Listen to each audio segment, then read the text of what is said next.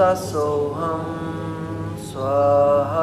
நிகழும் ஸ்ரீ மங்களகரமான குரோதி ஆண்டு ஆடி மாதம் 16ஆம் தேதி வியாழக்கிழமை அன்று துவாதசி திதியில் மிருகசிரிசம் நட்சத்திரத்தில் வியாகாதம் நாமயோகத்தில் தைத்தூலம் கர்ணத்தினில் மகா பிரதோஷம் கூடிய நன்னாளில் இந்த மகத்தான ஆகஸ்ட் மாதம் பிறக்கிறது.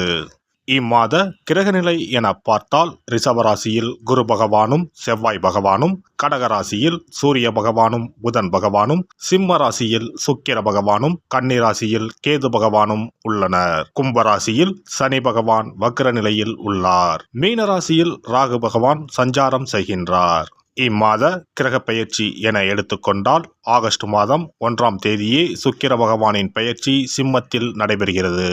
ஆகஸ்ட் 17ஆம் தேதி சூரிய பகவான் சிம்ம ராசிக்கு பெயர்ச்சியாகின்றார். ஆகஸ்ட் மாதம் 26ஆம் தேதி செவ்வாய் பகவான் மிதுன ராசிக்கு பெயர்ச்சியாகின்றார். ஆகஸ்ட் மாதம் 26ஆம் தேதி சுக்கிர பகவான் கன்னி ராசிக்கு பெயர்ச்சியாகின்றார். இம்மாதம் 31ஆம் தேதி புதன் பகவான் சிம்மத்திற்கு பெயர்ச்சியாகின்றார். இந்த கிரகங்களின் சஞ்சாரம் மற்றும் இடப்பெயர்ச்சியால் உங்கள் ராசிக்கு இம்மாதம் என்னென்ன பலன்கள் கிடைக்கப் போகின்றது என்பதனையும், அசுப பலன்கள் ஏற்படுமாயின் ராசிக்காரர்கள் செய்ய வேண்டிய பரிகாரம் என்ன, வழிபட வேண்டிய தெய்வம் யார் என்பதனையும் காண்போம். உங்கள் வாழ்வில் வளமும் நலமும் செல்வ செழிப்பும் பெற்று வாழ்வில் உயரிய நிலையை அடைய எல்லாம் வல்ல எம்பெருமானை வேண்டி விரும்பி கேட்டுக்கொள்கிறேன். மிதுன ராசி அன்பர்களே, இந்த மாதம் பணப்பற்றாக்குறை நீங்கும். சுப செலவு உண்டாகும். கொடுத்த வாக்கை காப்பாற்றுவீர்கள். எடுக்கும் முயற்சிகளில் வெற்றி கிடைக்கும். வீடு வாகனம் போன்றவற்றை புதுப்பிக்கும் பணியில் ஈடுபடுவீர்கள். மனோதைரியம் அதிகரிக்கும். சொத்து சம்பந்தமான விஷயங்களில் அதிக கவனம் தேவை. எந்த விஷயத்திலும் ஆவணங்களை முழுமையாக படித்த பின் கையெழுத்திடுவது நன்மை தரும். தொழில் வியாபாரத்தில் இருந்த மந்தநிலை மாறும். புதிய ஆர்டர்கள் வந்து சேரும். உத்தியோகத்தில் இருப்பவர்கள் திறமையாக பணிகளை செய்து பாராட்டுகளை பெறுவார்கள். சிலருக்கு பதவி உயர்வும் கிடைக்கக்கூடும். இடமாற்றம் உண்டாகலாம். குடும்பத்தில் மகிழ்ச்சி நிலவும். கணவன் மனைவிக்கிடையில் நெருக்கம் அதிகரிக்கும். பிள்ளைகள் மூலம் கஷ்டம் சுகம் இரண்டும் ஏற்படலாம். எல்லோரும் நட்புடன் பழகுவார்கள். பெண்களை பொறுத்தவரை எதிர்பாராத செலவுகள் ஏற்படலாம். நீண்ட நாட்களாக இழுபறியாக இருந்த காரியம் நடந்து முடியும். மாணவர்கள் அவசரப்படாமல் நிதானமாக மனதில் பதியும்படியாக பாடங்களை படிப்பது கூடுதல் மதிப்பெண் பெற உதவும். திறமை வெளிப்படும்.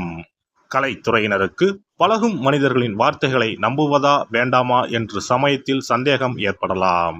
வாழ்க்கையில் பிடிப்பும் ஆர்வமும் இல்லாமல் சலிப்பு உண்டாகலாம். அரசியல் துறையினரை பொறுத்தவரை நிலவி வந்த பிரச்சனைகள் மறையும்.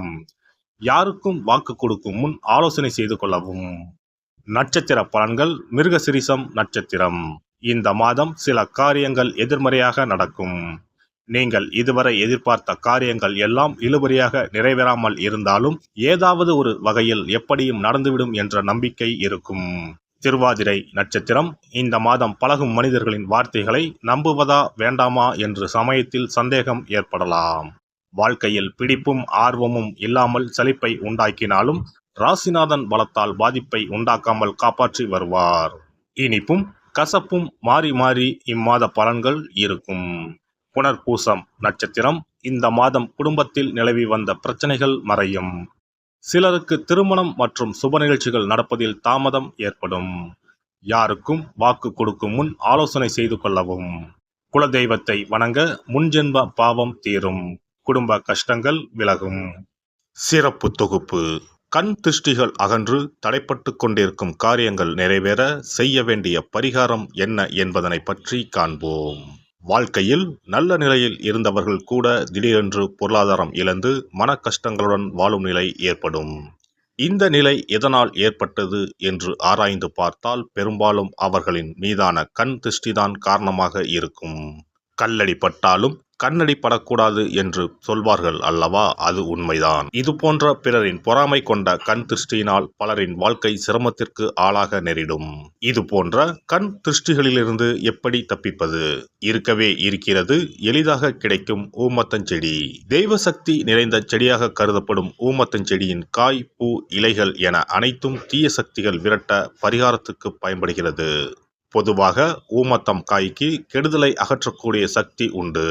நம் வீட்டில் உள்ள எதிர்மறை சக்தியை அகற்றுவதற்கு ஊமத்தங்காய் தீபம் சிறந்த பரிகாரமாகிறது. தெய்வீக மகத்துவம் நிறைந்த ஊமத்தங்காய் மற்றும் பூவையும் எடுத்துக்கொள்ளுங்கள். வீட்டுக்கு அருகில் இல்லை என்றால் நாட்டு மருந்து கடைகளில் கிடைக்கும். இந்த 2 பொருட்களையும் மஞ்சள் தண்ணீரை கொண்டு நன்றாக கழுவி விடுங்கள்.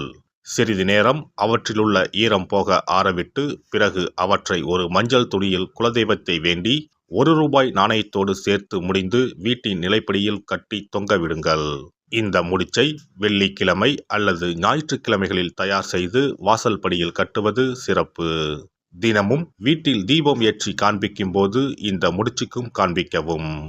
இதேபோல் ஊமத்தம் இலைகள் கிடைத்தால் அந்த இலைகளை சுத்தமான மஞ்சள் தண்ணீரில் கழுவிவிட்டு அவற்றை கொண்டு வீட்டில் இருக்கும் விநாயகருக்கு திங்கள் கிழமைகளில் தொடர்ந்து அர்ச்சனை செய்து வர வேண்டும்.